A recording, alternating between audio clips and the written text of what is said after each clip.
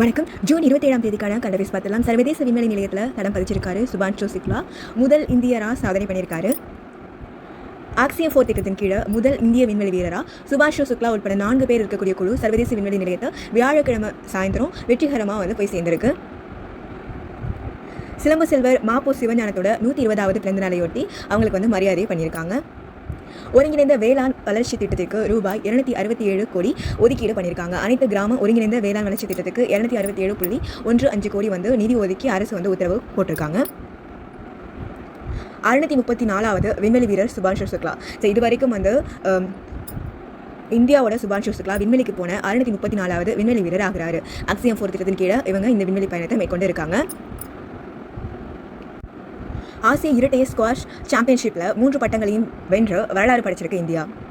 மலேசியாவில் நடந்திருக்கு ஆசிய இரட்டையர் ஸ்குவாஷ் சாம்பியன்ஷிப்பில் ஆடவர் இரட்டையர், ஆடவர் மகளிர் இரட்டையர், கலப்பு இரட்டையர் அப்படின்னு சொல்லிட்டு 3 பிரிவுகளிலுமே சாம்பியன் பட்டம் வாங்கி இந்தியா வரலாறு படைச்சிருக்கு. இந்த போட்டிகளில் இப்படி ஒரே சீசனில் 3 பிரிவுகளிலுமே சாம்பியனான முதல் நாடு அப்படிங்கிறது இந்தியா தான். இதில் வேலவன், அபய் சிங், அனாஹத் சிங் ஜோஷ்னா இவங்க தான் ஜெயிச்சிருக்காங்க.